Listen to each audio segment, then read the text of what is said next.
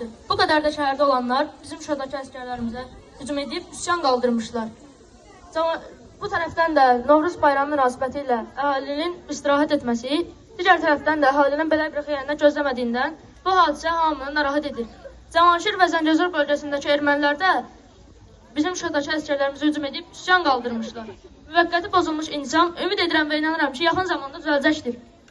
Əfəndilər, bir neçə vaxt bundan əvvəl sizə yazaraq bildirmişdik ki, Qarabağda böyük bir fəlakət olacaqdır. Bunun qarşısı alınmalı, ciddi tədbirlər görülməlidir. Hətta vurğulamışdıq ki, yatmayınız. Amma görünür ki, bizim dediklərimizin hamısı doğrudur. Əgər bu hökumət daxilindəki bolşeviklərlə başa çıxa bilməsə, o vaxt bolşeviklərlə razılığa gəlməlidir. Bir neçə vaxt bundan əvvəl polis bizzat Rusiyanı kəşf edib. Onlar hökuməti dağıtmaq, parlamenti yıxmaq, yeni şura hökuməti elan etmək istərmişlər. Məhz o kağızlarda Əli Heydər Qarayev cənablarının da imzası vardır. Bizə deyirsiniz ki, ermənilərlə mübarizə edə bilmirsiniz. Qarabağdan əslərini susturmaq üçün Sovet Rusiyasının qırmızı ordusunu bura gətirməliyik. Bu nədir?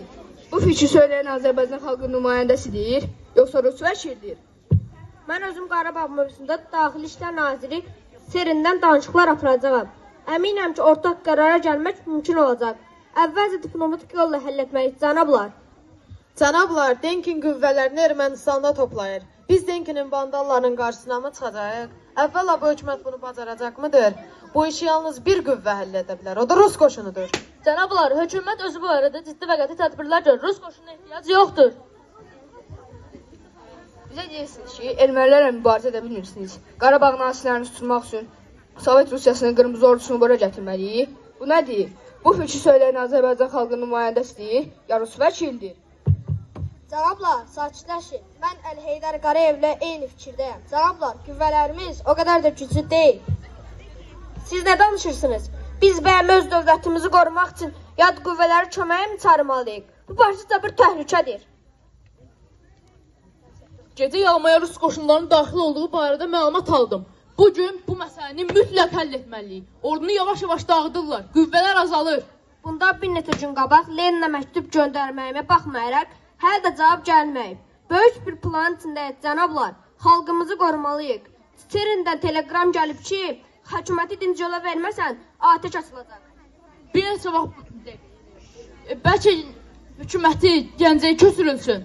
Siz nə fikirləşirsiniz? Hökumətin başda qalması vacibdir. Mübarizə aparmalıyıq. Onlara dinc yolla hakimiyyəti təhvil verməliyik.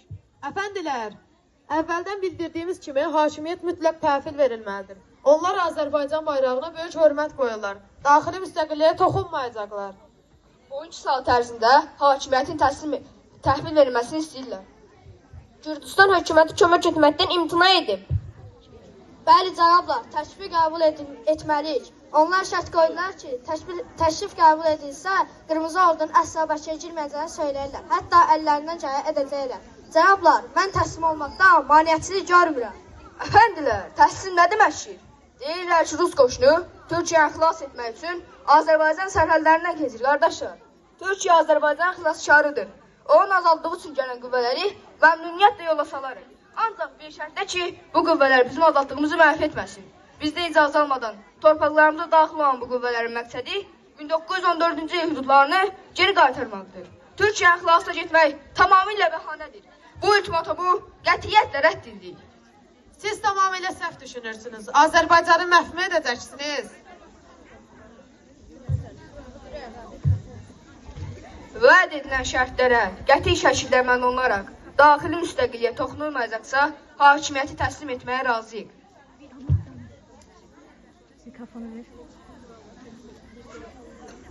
Beləliklə, Rusların daxili müstəqilliyinə toxunmaması barəsində idi. Ancaq bu şərt tamamilə yox sayılır. Təqiblər başlanır, əhalinin dinc vəziyyəti pozulur. Sonra da isə Sovet hakimiyyətinə qarşı çıxanların da dəstəklənənlərlə taleyi eyni olur. Əli Heydər Qarayev Sovet hakimiyyəti üçün çox çalışmasına baxmayaraq 1938-ci ildə əks inqilabçı kimi güllələnir.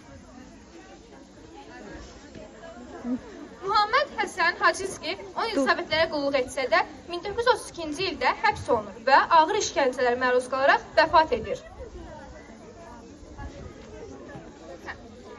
Mustafa bəy Vəkilov işğaldan dərhal sonra Tibrisə gedir. Oradan da İstanbula gedir. 1965-ci ildə Amasyada vəfat edir. Şəfi bəy Rüstəmbəyov işğaldan dərhal sonra Tibrisə, oradan da İstanbula getmək məcburiyyətində qalır və ömrü boyu Azərbaycandan uzaqda yaşayır. 1957-ci ildə vəfat edir. Fətəli xan Xoyski işğaldan dərhal sonra Tibrisə keçir. Amma iyunun 19-da ermənilər tərəfindən qətlə yetirilir. Muhammed Əmin Rəsulzadə 1972-ci ildə ömrünün sonuna qədər Türkiyədə yaşayır və 1955-ci ildə vətən həsrəti ilə vəfat edir.